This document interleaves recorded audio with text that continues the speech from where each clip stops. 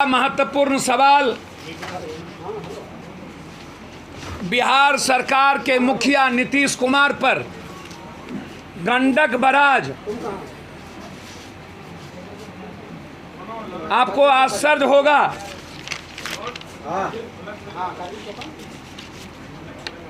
आप सोच के परेशान हो जाएंगे। लगभग लाल वेकिया, कमला और गंडक, ये जो सबसे बड़ा मामला है, तीन नदियों पर नेपाल ने रोक लगा दी और नीतीश कुमार आज तक डबल इंजन की सरकार है। उन्होंने प्रधानमंत्री से बातचीत नहीं किया। 3 महीने से काम बंद है। सिंचाई मंत्री झूठ का पुलिंदा लेकर चिट्ठी लिख रहे। अभी जब पश्चिमी चंपारण, मोतिहारी, मधुबनी, दरभंगा का इलाका लगभग बाढ़ के चपेट में आना शुरू हो गया। नहीं, आप छोड़ दीजिए भाई। जो सबसे बड़ा सवाल है, ये सवाल है नीतीश कुमार पर। जब पूरा बिहार कोरोना से प्रभावित, तब ये बकबक कर रहे हैं। जब बाढ़ के चपेट में नेपाल ने काम रोक दिया, तब नीतीश कुमार 3 महीने से प्रधानमंत्री से बातचीत नहीं किया। और अब ये चिट्ठी लिख रहे हैं जब हमारा इलाका पूरा बाढ़ से प्रभावित हो रहा है। यह सरकार फेल्योर है, 1 मिनट के रहने के लायक नहीं है। दूसरा, नेपाल को औकात में रहना चाहिए। हमारा संबंध रोटी बेटी और बाढ़ का नेपाल से हो चुका है। हम रोटी और बेटी के संबंध से नेपाल के साथ रिश्ता रखते हैं। और नेपाल सरकार ने एक लॉ ले आया कि जो भी बेटियों की शादी नेपाल में होगी, उसको 7 साल के बाद वहां की नागरिकता मिलेगी। यह बर्दाश्त के खिलाफ है। ये अविलंब नीतीश कुमार प्रधानमंत्री से बात करे। प्रधानमंत्री ने आज तक नेपाल की सरकार से इस पर बात नहीं की, ना तो गवर्नर से बातचीत की। मैं सीधा आरोप लगाता हूं, ये मेरे जीवन से जुड़ा, संवेदना से जुड़ा सवाल है। मैं जीवन से जुड़े सवाल को कतई बर्दाश्त नहीं करूंगा। खास तौर पर मिथिला, कोसी, सीमांचल, मुजफ्फरपुर, मोतिहारी, ये लगातार हमारा रिश्ता कंप्लीट रूप से बेटी और रोटी का है। और नीतीश कुमार और नरेंद्र मोदी जी अभी तक इस पर कोई चर्चा नहीं किए, इसीलिए इस पर कोई कंप्रोमाइज नहीं होगा।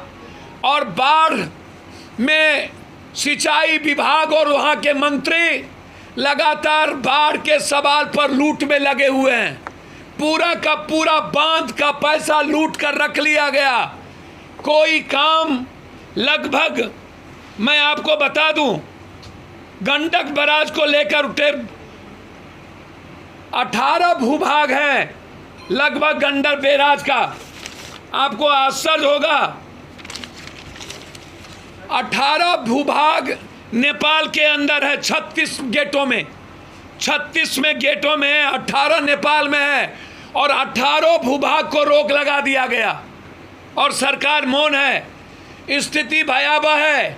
और इस बार यदि मिथिला, कोसी, सीमांचल में बाढ़ से एक भी लोग मरे, तो बिहार सरकार के मंत्री को हम ढुकने भी नहीं देंगे और किसी पदाधिकारी को बीरपुर और उस इलाके में रहने नहीं देंगे, हर परिस्थितियों में।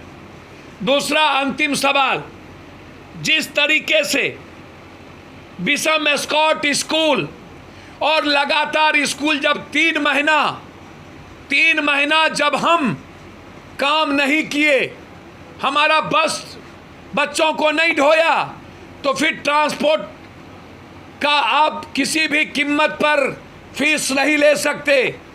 यदि सरकार ने इस तरह के हरकत पर कार्रवाई नहीं की तो हर परिस्थितियों में हम हर प्राइवेट स्कूल का बायकॉट करेंगे और बच्चों को नहीं जाने देंगे। हम आग्रह करते हैं विषम एस्कॉट स्कूल के मालिक उसके प्रिंसिपल के खिलाफ कार्रवाई करे। जिस तरीके से गार्जियन के साथ दुर्व्यवहार किया गया, मारपीट की गई और लगातार हर स्कूल से ट्रांसपोर्ट फीस जमा करने के लिए प्रेशर पड़ रहा है, इस पर कोई समझौता नहीं होगा और कोई भी ट्रांसपोर्ट का फीस जमा हम नहीं होने देंगे। ये आज हमारे लिए महत्वपूर्ण था। सदस्यता अभियान की शुरुआत डिजिटल ऐप और मिस कॉल के द्वारा 2 सालों के अंदर हम मिनिमम 25 से 50 लाख सदस्य बनाने का हमारा निर्णय है। साथ बार और बेटी के सवाल पर नरेंद्र मोदी और नीतीश कुमार चुप क्यों हैं? जब वहाँ की सरकार काम करने नहीं दे रही है तो 2 महीना से हमारी सरकार कहाँ थी? जब बारिश का समय आया तो सिंचाई मंत्री ये लव लेटर क्यों लिख रहे हैं? कितने पैसे कमाए सिंचाई विभाग के लोग, कितना लूट चुके हैं, और अब ये कहेंगे नेपाल काम नहीं करने दिया इसीलिए बाढ़ में डूब गया।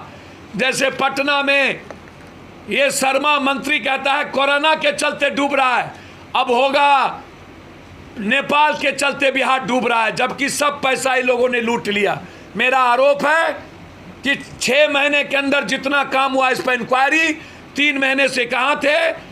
और जो कानून बेटियों के सवाल पर आया प्रधानमंत्री और नीतीश कुमार चुप क्यों?